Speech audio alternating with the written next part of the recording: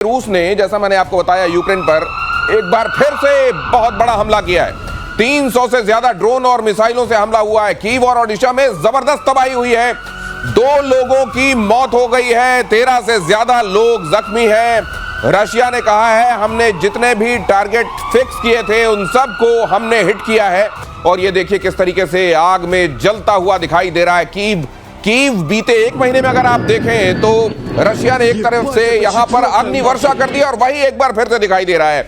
Major गौरव आर्य मेरे साथ चर्चा में यहां जुड़ेंगे। एयर मार्शल पीके श्रीवास्तव, वो जो आपको बता रहे हैं कि ये रशिया और यूक्रेन के बीच में जो चल रहा है उसमें सामने तो रशिया और यूक्रेन दिखाई दे रहे हैं, लेकिन वो एक्टर्स जो असल में इस युद्ध को चला रहे हैं, बढ़ा रहे हैं, कौन कौन है?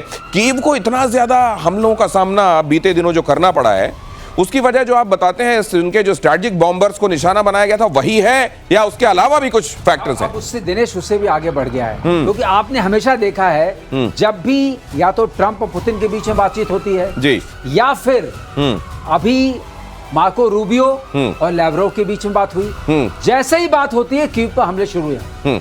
तो इसके 2 कारण हैं। एक तो बातचीत जो कर रहे हैं, तो आप ये मत समझिए कि आपकी बातचीत से हमें कोई फर्क पड़ता है जब तक कि आप हमारी शर्तों को माने नहीं। और वो बात जो आपने बताई कि स्ट्रेटेजिक बॉम्बर्स के ऊपर जो इन्होंने मॉरल स्टैंडिंग दी थी, उस वक्त भी आपके शो में हम लोगों ने कहा था कि ये मॉरल स्टैंडिंग जो ग्रांट की है ट्रंप ने पुतिन को, ये पुतिन फिर उसके बाद तो कुछ न कुछ करते रहेंगे और कोई बात जब भी होगी। तो आप ये कह रहे हैं कि इस बार जो हमला हुआ है वो असल में क्योंकि मार्को रूबियो और सर्गेई लैवरोव मिल रहे थे, इसलिए रशिया ने अपनी स्ट्रेंथ एक बार फिर से बताई है, ताकि उस दौरान अगर कोई बात हो तो ये पता रहे कि भाई साहब ऐसा है, अभी हम इंचार्ज हैं, हमारा है, हम देखेंगे क्या करना है। ये बिल्कुल सही बात कही आपने। ये बात अपनी बात को कहने से पहले ये मत समझना कि कदम पीछे बढ़ा रहे हैं, हमारे कदम आगे आगे हैं। अगर आप हमारी शर्तों पर तैयार नहीं होते हैं, लेकिन इस बीच साबित है। सर, खबर ये भी आई मेजर गौरव आर्य कि इस दौरान नेटो के जो फाइटर जेट्स हैं उन्होंने स्क्रैम्बल किया जी। सर, ये स्क्रैम्बल करके क्या, वहां वो पिट रहा है यूक्रेन और यहां नेटो के हवाई जहाज स्क्रैम्बल कर रहे हैं, तो स्क्रैम्बल करके क्या कर रहे हैं? भाई साहब, ये बहुत बड़ा फ्रॉड है, छलावा है, दोगलापन है। असली बात ये है कि जो डिफेंस सेक्रेटरी अमेरिका का पीट हेग्सेथ, उसने बिना डोनाल्ड ट्रंप को बताए, और ये CNN की ब्रेकिंग न्यूज है, बिना डोनाल्ड ट्रंप को बताए यूक्रेन का जंगी सामान रोक दिया। उसने बोला था डोनाल्ड ट्रंप ने, भेजो यूक्रेन के पास, दोबारा शुरू करो। तारीफ कर रहा था ना 4 दिन पहले कि मेरा मुन्ना, मेरा लाडला, मेरा राज दुलारा। तो राज दुलारे को हथियार भेजने थे। अब क्या हुआ कि राज दुलारे को हथियार भेजने का ट्रंप ने ऑर्डर दे दिया, ट्रंप के पीठ पीछे, बिना ट्रंप को बताए कि सर आपने आदेश दिया है और मैं रोक रहा हूं। ऐसा कुछ नहीं हुआ। Pete Hegseth, defence secretary United States of America, Ukraine का हथियार रोक देता है। और जब मीडिया पूछती है कि सर आपने तो आदेश दिया था भेजने का, आपके डिफेंस सेक्रेटरी ने बिना आपके आदेश लिए कैसे सामान रोक दिया, यूक्रेन का जंगी सामान? तो ट्रंप कहता है मुझे इसके बारे में क्या करता, आप मुझसे क्यों पूछ रहे हैं? ये बात है। तो आप मुझसे क्यों पूछ जाए? जाइए मंगल ग्रह में कोई मिल जाए तो उससे पूछिए, मैं इसके लिए जिम्मेदार नहीं हूं। ये है ट्रंप, और वीडियो गेम की तरह युद्ध लड़ रहा है यूक्रेन। जितने रूसी मारोगे उतने पॉइंट्स मिलेंगे कह रहा है। फ्रंट लाइन पर पॉइंट सिस्टम लागू कर दिया है। वीडियो गेम की तरह सैनिकों को पॉइंट्स दिए जा रहे हैं। यूक्रेनी सैनिकों को अटैक के बदले पॉइंट्स मिल रहे हैं, पॉइंट्स के बदले नए नए हथियार दिए जा रहे हैं। जितने पॉइंट्स तुम एक्यूमुलेट कर लोगे उस हिसाब से नए वेपन्स तुमको मिलेंगे। जितने रशियंस को तुम मारोगे उतने पॉइंट्स तुमको मिलेंगे। ये कमाल की खोज। ये मुझको लग रहा है जैसे जैसे दिन गुजर रहे हैं वैसे वैसे ये बता रहे हैं कि बौद्धिक रूप से कितने फर्टाइल हैं। देखिए अब ये आइडिया लेकर आए। नहीं, बिल्कुल भाई, आप बिल्कुल ठीक कह रहे हैं। देखिए मैं आपको एक बात बताता हूं, आपने कभी एक बात देखा, ट्रंप गाली देता है पुतिन को, ट्रंप कहता है ही इज अ मैडमैन, ये कहता है he is mentally unstable. Putin ने आज तक जवाब नहीं दिया उसका। जब ट्रंप मुंह खोलता है वो 100 बम मारता है यूक्रेन पे। जो सर अभी बता रहे थे, बेसिकली उसका सरलीकरण मैं भी कर दूं जैसे सर और आप करते हैं रोज, कि भाई ऐसा है कि तुम मुंह खोलोगे हम तुम्हें कुछ नहीं कहेंगे, तुम्हारा बच्चा यूक्रेन पिटेगा। और यूक्रेन पिट रहा है। 48 घंटे में 24 घंटे में माफ करिएगा, 2 बड़े अटैक करे हैं रूस ने यूक्रेन के ऊपर।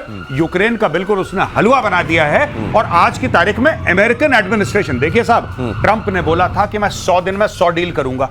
ट्रंप ने बोला था, ये बात फैक्ट है, आप जाके चेक करिए, मैं चाहता हूं इंटरनेट पे। ट्रंप ने बोला था 100 दिन में मैं 100 डील करूंगा। अभी तक 3 पूरी हुई है, टोटल 3 डील्स पूरी हुई हैं। चौथी पूरी होने वाली है तो ट्रंप ने बड़बोलापन कर दिया, काम वाम कुछ नहीं हुआ। अब दुनिया को ये पता लग गया है कि कुछ नहीं होना। लेकिन मेरे को ये 100 दिन में 100 डील करेंगे वाली बात, और यहाँ पॉइंट्स पर आपको वेपन मिलेंगे दूसरे रखे। मुझे ये लग रहा है सर कि इन्होंने भी लगता है ट्रंप से सीख लिया है, ये बातें बड़ी कर लो। नहीं, ये गेमिफिकेशन जो कर रहे हैं, अपने ट्रूप्स को बता रहे हैं, अपने सैनिकों को बता रहे हैं कि आप अगर रशियन मारेंगे इतने पॉइंट, टैंक मारेंगे इतने पॉइंट, इसका मतलब आपने कमांड स्ट्रक्चर को तोड़ दिया। ये इनको बहुत घातक साबित होगा। किसी भी सेना का सबसे बड़ा जो होता है उसका होता है कमांड स्ट्रक्चर, कि जब मैंने कहा मारो तब मारो। अगर ये मतलब अगर ऑफिसर कह रहा है कि करो तो करो, ये गेम नहीं है, ये गेम नहीं है। ये जो गेमिफिकेशन किया है इसका इतना भुगतान करना पड़ेगा। ये पूरी की पूरी आर्मी मर्सनरी आर्मी बन जाएगी और ये खत्म हो जाएगी। ये पहला है, ये ज़ेलेंस्की के दिमाग में कौन सा फितूर आया है। आप कभी अपनी सेना को ये नहीं कहते टैंक मारोगे तो इतने पॉइंट मिलेंगे, जहाज मारोगे तो इतने पॉइंट मिलेंगे, आदमी मारोगे इतने पॉइंट नहीं। ये सेना है, ये तो मर्सनरीज का गेम हो गया। अगर आपने ऐसे पॉइंट सिस्टम बनाया, इसका मतलब अब वहां कोई सेना नहीं रही। सेना का मतलब होता है डिसिप्लिन, अनुशासन। सेना का मतलब होता है कमांड स्ट्रक्चर। बिल्कुल, जो सर ने बात बोली है कमांड एंड कंट्रोल, बिना डिसिप्लिन के फौज नहीं चलती। आपने उनको बोल दिया, जिसको देसी में कहते हैं खुला खेल फरुख्ताबादी, आपने बोल दिया जाओ बेटा जो मर्जी है करो, तुम्हें पॉइंट मिलेंगे। पॉइंट मिलेंगे, पॉइंट। ये ताश खेल रहे हो, रमी खेल रहे हो, तुम्हें पॉइंट मिलेंगे। ये युद्ध चल रहा है भाई, कमांड एंड कंट्रोल, यानी कि पॉइंट की लालच में अपनी मनमर्जी करेगा सोल्जर, अपने अफसर की नहीं मानेगा, अपनी मनमर्जी करेगा, क्योंकि उसको बेहतर हथियार चाहिए। क्यों चाहिए बेहतर हथियार? आपको उसको प्लॉट दे रहे हैं, को फ्लैट दे रहे हैं, को कार दे रहे नहीं, आप उसको बेहतर हथियार दे रहे हैं और उसकी यह लालच है कि वो अपनी जान बचाएगा। इसलिए वो करेगा जिसमें उसको पॉइंट मिलेंगे, वो नहीं करेगा जो उसके सीनियर्स चाहते हैं, और ये घातक है। और सर यही बात समझा, और इसी को कहते हैं विनाश काले विपरीत बुद्धि। अगली खबर देखिए, यहां भी फैसला कीजिएगा, ये भी विनाश काल की विपरीत बुद्धि है क्या? ईरान के रक्षा मंत्री की इजराइल को धमकी।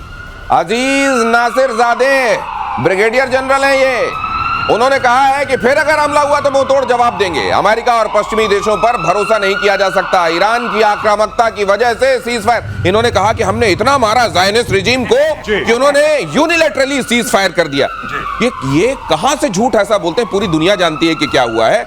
यूनिलैटरली सीज फायर करने के लिए हमने ज़ायनिस्ट कौम को मजबूर कर दिया। देखिए, वही चूरन ये लोग खिलाते हैं, ये पाकिस्तानी इन्फ्लुएंस है, लाहौरी चूरन है। यही चीज पाकिस्तानी अपनी कौम को बेच चुके हैं कि इंडिया ने ऑपरेशन सिंदूर करा लेकिन असि जीत गए। ठीक है, बहुत मार पड़ी, हाथ पैर टूट गया, व्हीलचेयर में बैठे हैं, लेकिन हम जीत गए। यही चीज ईरान कर रहा है, जो बार बार अब वो कह रहा है कि अगर तुमने अटैक करा, अगर तुमने अटैक करा, वही बात है, 4 थप्पड़ मारे, 5वां मारा फिर देख लेना, फिर 5वां, 6ठा मारा फिर देख लेना, 10वें पे छोड़ूंगा नहीं। दिनेश ये नाम आपने देखे, लंबे लंबे, क्या पढ़ा मैं तो भूल भी गया उस नाम को। जितने लंबे लंबे नाम उतनी लंबी लंबी जुबान, और जितनी लंबी जुबान उतनी लाहौरी। ये लाहौरी चूरन में अगली खबर देखिए। अब जरा ये इन्फ्लुएंस की बात की जा रही है, तो ये खबर बहुत ध्यान से देखिए। पाकिस्तान के पूर्व विदेश मंत्री का कबूलनामा लीजिए। बिलावल इस समय पता नहीं कौन सी भाषा बोल रही है, लगता है ये इस समय इनको अपनी जिंदगी से प्यार कम हो गया है पाकिस्तान में। देखिए जरा क्या कह रहे हैं। भारत में आतंकवाद फैलाता रहा है पाकिस्तान। अरे भाई, इतना साफ क्यों बोल रहे हो? किसी भारतीय का जूठा पी लिया है क्या? बिलावल भुट्टो ने कहा कि अब पाकिस्तान बदल गया है। पहलगाम हमले में पाकिस्तान के शामिल होने से इनकार किया। अब ये भी कह रहे हैं कि हाँ, हमने आतंकवाद फैलाया है, और ये भी कह रहे हैं कि असल में तो ये जियाउल हक ने शुरू किया था। अफगानिस्तान में ये फिदाइनिफिकेशन ये शुरू किया हमने, उसके बाद ये कश्मीर में भी आ गया। तो उन्होंने कहा अच्छा, कश्मीर में आपने आतंकवाद फैलाया? नहीं, कश्मीर में हमने आतंकवाद नहीं फैलाया, अपने आप आ गया, अपने आप आ गया, हवा के साथ जी, बहती हवा। अफगानिस्तान से हवा चला, यहाँ पे आ गया। बिल्कुल बिल्कुल, बहती हवा साथ। वो मैं आपको बात बताता हूं, ये अब बोलते हैं, देखिए सुनिए, ये जो कह रहा है ना इस वक्त भुट्टो का ये कहना है कि साहब हाँ, कश्मीर में हमने आतंकवाद फैलाया, हाँ अफगानिस्तान में हमने आतंकवाद फैलाया। जो जियाउल हक की बात कर रहे हैं, जियाउल हक कहां का रहने वाला था? पाकिस्तान का तो प्रेसिडेंट था वो पाकिस्तान का आर्मी चीफ था। इन्होंने फैलाया आतंकवाद। ये कह रहा है कि सब कुछ हमने करा, बस पहलगाम पे छोड़ दो। पहलगाम हमने नहीं करा। अरे भाई, सभी तुमने करा है, और ये 1 बार 2 बार 3 बार 4 बार। अब यही चीज ख्वाजा आसिफ ने बोली थी, फिर उसको रेटिफाई करा बिलावल भुट्टो ने, फिर बिलावल भुट्टो ने दोबारा बोल दिया। यानी कि मैं बता रहा हूं आपको, कुछ ना कुछ मैसिव। बिलावल भुट्टो बेवकूफ नहीं है। नहीं, लेकिन वो मालूम है, अब देखिए, अब यूनाइटेड नेशंस में जाके क्या कह रहे हैं? तहरीके तालिबान पाकिस्तान, बलोच लिबरेशन फ्रंट और मजीद ब्रिगेड, इनका नेक्सस बनता जा रहा है, हमारे लिए बहुत खतरा। ये लश्कर-ए-तैयबा की बात नहीं कर रहे हैं, ये जैसे मोहम्मद की बात नहीं कर रहे हैं, ये वहां की बात कर रहे हैं। ये क्या है? ये थोड़ा डिफ्लेक्शन स्ट्रेटजी है। हाँ। लेकिन जो अभी गौरव बता रहे थे उसके आगे बताता हूँ, ये शायद इसलिए कह रहे हैं कि पहले होता था और अब नहीं हो रहा है, क्योंकि अब सिविलियन सरकार है और जो कुछ कर रहा है मुनीर कर रहा है। आप एक और बात अंदर की समझिए, ये कह रहे हैं कि मुनीर जो है असली विलेन मुनीर है। अच्छा, ये क्या कह रहे हैं? ये जो श्रीवास्तव सर कह रहे हैं, सुनिए, अभी ये कोलंबो जाने वाले हैं, श्रीलंका की यात्रा पे जाने वाले हैं मुनीर, आसिम मुनीर, और कहा जा रहा है कि इनको वहां 5 स्टार 7 स्टार 8 स्टार जो भी मौजूद होगा उसमें ठहराएंगे, यहां से वो लेके जाएंगे चार्टर्ड में। वहां के मंत्री को कह दिया गया है तुम बाहर जाओगे तो सुनो सबसे सस्ते होटल में रुकोगे, वैसे विदेश जाना ही मत, लेकिन इनके जाने के लिए इतना खर्च हो रहा है। इसका मतलब आप ठीक कह रहे हैं। आसिम मुनीर है इसका खिलाड़ी। आसिम मुनीर ये बार बार आप देख रहे हैं, जितने सिविलियन इनके जो सिविल डिस्पेंसेशन में जितने लोग हैं, ख्वाजा कह रहे हो चाहे ये कह रहे हो, बार बार कह रहे हैं कब था? जिस पीरियड में मिलिट्री शासन था। जी बिल्कुल। और एक और चीज, कल आपने प्रतिशोध में क्या कवर करा था? आपने कल प्रतिशोध में यह बोला था कि साहब जरदारी का तख्ता पलट हो रहा है। जी। जरदारी का बेटा कौन है? बिलावल भुट्टो। अपने ये अब आप कड़ियां जोड़िए, तारों को जोड़िए। ये क्योंकि अब असीम मुनीर की तरफ से खतरा दिखाई देने लगा है, इसलिए ये वाली बगावती सुर आप सुन रहे हैं। लेकिन असीम मुनीर इस समय पाकिस्तान के अंदर तो इतना कम से कम कमांड कर रहा है, अथॉरिटी, जो बिलावल भुट्टो चुप बैठ जाओ और अगले दिन से आपको आवाज नहीं आएगी। अगली खबर देखिए, डोनाल्ड ट्रंप को ईरान की खुली धमकी, खामनेई के सलाहकार जवाद लारिजानी ने दी है वार्निंग। ट्रंप घर में भी सुरक्षित नहीं, जवाद ने कहा फ्लोरिडा वाले घर में धूप नहीं सेक सकते ट्रंप, नाभि पर गिरा सकता है छोटा ड्रोन, जवाद लारिजानी ने कहा। ये फिर इतनी बड़ी बात, इनको ये वो याद आ रहा होगा कि इनके अपने एक जनरल को कैसे मारा गया था, वो जो बताते हैं हेल फायर से मारा गया था। कासिम सुलेमानी। और कासिम सुलेमानी के साथ हुआ है, और ये सोच रहे हैं ख्वाबों में कि हम ये ट्रंप के साथ कर देंगे। कासिम सुलेमानी ने बोला कि मौसम बहुत अच्छी होती, हम ड्राइव पे चलती, अभी भी चलो ड्राइव पे। वो गया गाड़ी में, उसने गियर लगाया, ड्राइव में गया, ड्राइव में ऊपर से अमेरिकन देख रहे थे, उसने मारा हेल फायर बगदाद एयरपोर्ट के बाहर। कासिम सुलेमानी भाप बन गया, भाप। आप ही समझ लीजिए, उसकी बॉडी नहीं मिली, भाप बन गया कासिम सुलेमानी। आज ये क्यों कर रहे हैं ये मैं आपको बताता हूं, इसके पीछे साइकोलॉजी क्या है। बात यह है कि सच बात यह है कि ईरान बहुत बुरी तरीके से पिटा भी है और जलील भी हुआ है। अब अपनी कौम के सामने अपना इमेज बनाने के लिए, अपनी कौम के सामने, पूरे ईरानी लोगों के सामने, मुस्लिम उम्मा के सामने ड्रोन, ये जो क्या नाम है, डोनाल्ड ट्रंप अपने लॉन के अंदर धूप नहीं सेक सकता, हम फलाना कर देंगे, ढिमका कर, ये सारी की सारी डायलॉग बाजी है, क्योंकि लोग भावुक हो जाते हैं डायलॉग बाजी सुन के। ये वही कर रहा है। और ट्रंप से पूछा गया तो ट्रंप उस पे हंसे, बोले ऐसा है 7 साल का रहा हूंगा जो आखिरी बार मैंने धूप सेकी थी। ट्रंप धूप नहीं सेकते, एक बात और है, ट्रंप जो भी करते हैं। अच्छा, ट्रंप वो सेकते हैं, वो सेकते हैं, ईरान की जो सेकी अभी कुछ दिनों में। अच्छा, ओके। धूप नहीं सेकते और न दारू पीते हैं, ये भी बात है। तो फिर ये देख लीजिए, नहीं पीता है। तो ये ना ट्रंप शराब पीते हैं और ना धूप सेकते हैं। अब आप देख लीजिए, अब जब धूप सेकते ही नहीं तो आप कहां मारने वाले हो? ये ट्रंप के मारालागो में उसके बगल में होमस्टेड एयरफोर्स बेस है, वहां फाइटर्स ORP पे रहते हैं। तो सर, अगर आपने मच्छर भी नहीं जा सकता उधर, कहां जाने की कोशिश कर रहे हैं? सिर्फ मोतीचूर के नहीं होते लड्डू, मन के भी होते हैं। नाम, अरे मन के कोई खाना चाहता तो आपने पढ़ा, बड़ा लंबा नाम था और लंबी जबान, अजीज। जो अजीज के साथ शुरू। अब देखिए जरा, ईरान की धमकी पर डोनाल्ड ट्रंप का तंज, जब मैं 7 साल का था उन्होंने कहा तब आखिरी बार धूप सेकी थी। उन्होंने हंस दिया जब उनसे सवाल पूछा गया कि अच्छा ये कहा गया कि आपको उस तरीके से, तो उन्होंने हंस दिया, हाँ शायद ये धमकी है। वैसे ये बताता है कि कभी कभी ट्रंप मैच्योर तरीके से भी बात करते हैं। Once in a while. नहीं, ये ठीक बात है। आज फुल मून नाइट होने वाली है, once in a blue moon, तो आज उन्होंने इसीलिए दिमागी तवाजन के साथ कोई बात कही। नहीं, बिल्कुल आई एग्री विथ यू, लेकिन एक बात है कि ये इतनी, जिसको कहते हैं ना कि हवाबाजी है, और मुझे नहीं समझ में आ रहा कि ईरानियन रजीम इतनी ज्यादा हवाबाजी क्यों कर रही है। ये सिर्फ मुझे एक ही बात इसमें लॉजिक लगता है कि अपने लोगों के सामने जो ये जलील हुए हैं, जो बेइज्जत और रुसवा हुए हैं, उस चीज को कवर करने के लिए लंबी लंबी फेंको। अगर आप मिट्टी फेंकते हैं ना, मिट्टी फेंकते हैं, दीवार में मिट्टी गिर जाती है, लेकिन 10% चिपक जाती है। तो 10 फेंको, एक चिपक जाएगी, ये चीज है। गौरव कह रहे हैं ये कौमी एकता के लिए, कौमी एकता, ये कौमी एकता, क्योंकि वहां पे इसके बाद बड़ा सारा वो जो एक किया गया था लोगों को, बड़ा आप जानते हैं विद्रोह होने लगा था। अब ये विद्रोह से बचाने के लिए और जज्बा जगाने के लिए लंबी लंबी फेंकी जा रही है, और इधर बातचीत के बीच इजराइल का अटैक हो गया। गाजा पर इजराइल की भीषण बमबारी, हमले में 47 फिलिस्तीनी मारे गए।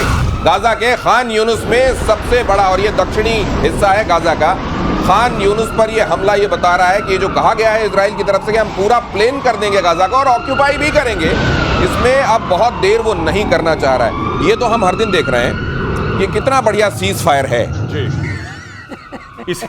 मुझको लगता है कुछ दिनों में डेफिनेशन बदली जाएगी, लोग डरने लगेंगे कि ये सीज फायर, अच्छा वो जब बम मारने लगते हैं उसको सीज फायर कहते हैं। हाँ, सीज फायर की ईज फायर, ईज फायर, हाँ, ईज ऑफ फायर। गौरव बताइए। फायर इन्होंने गाजा को पार्किंग लॉट बना दिया मार मार के। अच्छा, दुनिया में आपने एक बात देखी है, जब फिलिस्तीनी पिट रहे हैं तो इस्लामिक वर्ल्ड चुप है।